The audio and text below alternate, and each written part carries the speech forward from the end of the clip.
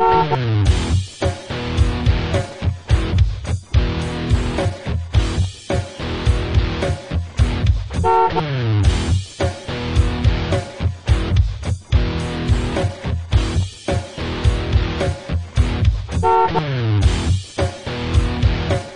gledalci, gledate emisiju Recite nam na vašoj i našoj televiziji i radio televiziji Zvižd, emisiju koja se bavi društvenim dešavanjima kako u našoj opštini, okrugu, tako i na nivou Republike.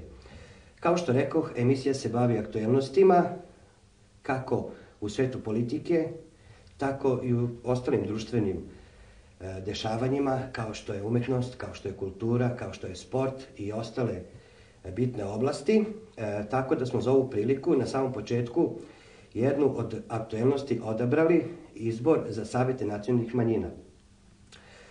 Kao i što znate, na području naše opštine, a i susednih nam opština, znači okrugu, pojavile su se određene liste koje apliciraju za pozicije kod svojih nacionalnih saveta.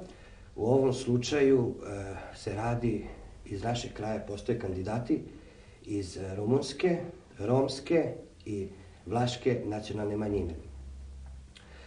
Prvobitna zamisao ove emisije je bila da putem ankete saznamo koliko populacija koja živi u našoj opštini i našem kraju je upoznata sa samim pitanjem i problematikom tih izbora.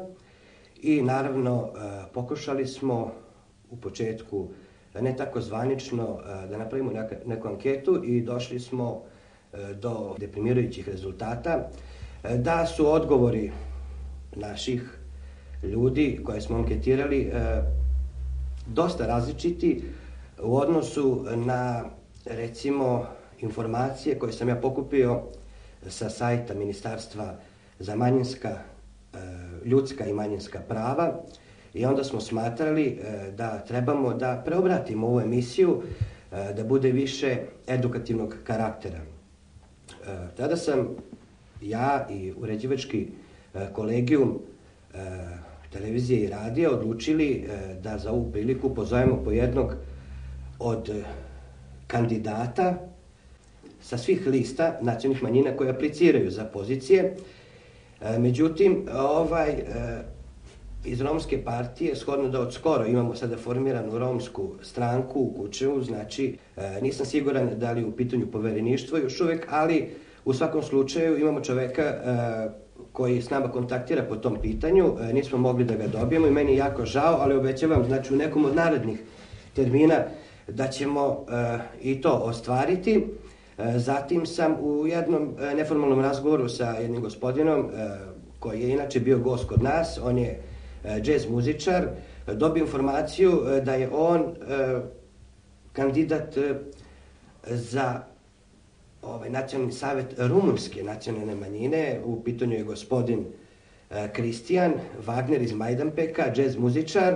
Imali ste prilike da ga čujete u ovom studiju ovde kada su sa svojim orkestrom Misterija Karpatika održali koncert u Kučevu i na moju sreću sa nama je gospodin Ivica Glišić, arhitekta iz Žitkovice ili Krivače, ja ne znam, iz Žitkovice, koji će nam u stvari na najkompetentniji i na pravi način stvoriti jednu kompleksnu refleksiju izbora nacionalnih saveta, ujedno ingerencija nacionalnih saveta, što oni rade, kako se ustrojavaju, kako se stvaraju nacionalni saveti. Moram reći odmah na početku da mi je zadovoljstvo da vas pozdravim i drago mi je što ste se odazvali i na pitanje koje bih vam postavio, zašto su naši anketari i osobe koje su bile anketirane davale tako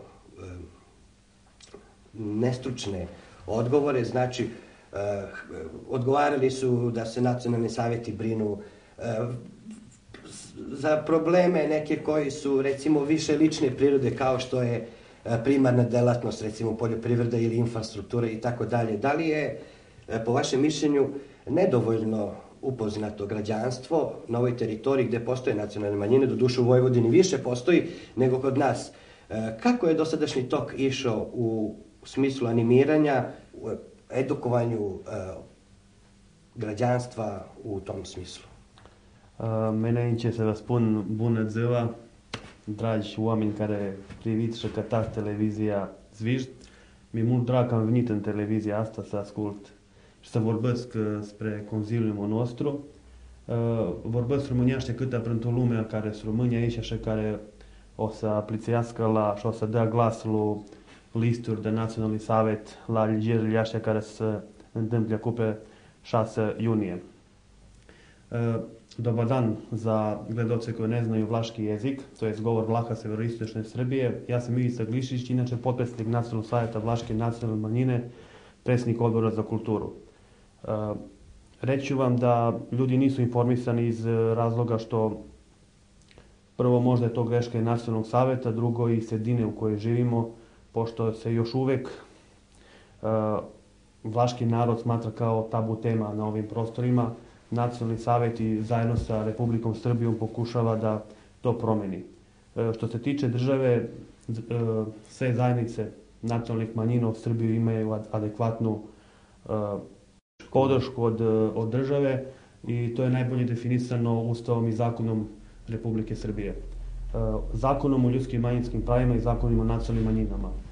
Tu jasno piše da ingerencije Nacionalnog savjeta su u 4 oblasti.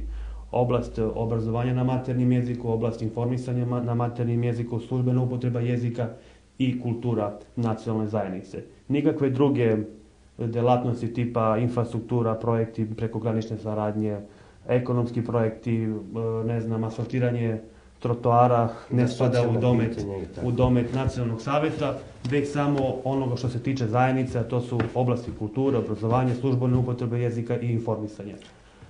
Nacionalni savjet može da piše projekte Republici Srbiji, to je s ministarstvima za ljudska manjinska prava, obrazovanje, informisanja i kulture i onda da aplicira tim projektima i da zainteresovane strane unutar zajednice pomogne sa određenom svotom novca. Nacionalni savjet ima neki budžet, to je nekih 8 miliona dinara godišnje. Mi smo u zadnjih 3 godine primali taj novac, da kažem ujedno da na registraciju Nacionalnog savjeta čekali smo punih 18 mjeseci, što je, znači automatski izgubili smo jednu godinu u afirmaciji vlaške zajednice i vlaške populacije.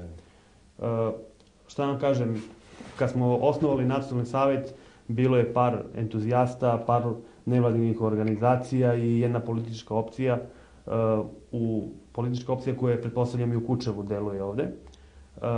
Da sad u ovom trenutku imamo 7 lista za nacionalne manjine, što mogu da kažem, za nacionalne manjine, vlaške nacionalne manjine, što mogu da kažem da sam srećen zbog toga, jer uspeli smo da animiramo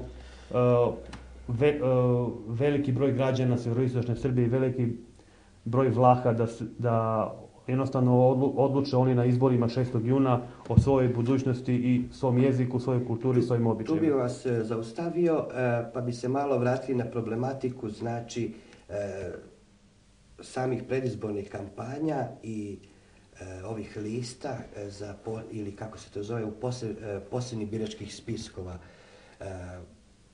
Ako biste mogli o toj problematici da nam nešto kažete, kako ide ovaj tok opšte izbora, koji su raspisivanje, da li izbore raspisalo Ministarstvo za manjinska i ljudska prava, da li je kod svih nacionalnih manjina isto ili kod nekih su različiti, recimo ja imam informaciju da negde postoje elektori, da negde ne i tako, i recimo ova problematika, znači ako biste mogli da nam kažete konkretno kako je kod Vlaškog nacionalnog savjeta. Pa kao što ste rekli, postoji 2 tipa izbora savjeta za nacionalne manjine, jedan tip je elektorski putem, to je elektorski put i drugi put je neposredni izbori.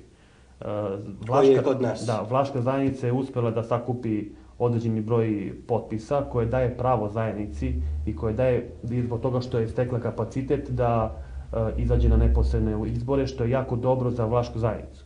Jer vi u ovom trenutku imate jednu igru unutar Nacionalnog savjeta, jednu borbu, jednu animaciju populacije, jedno animiranje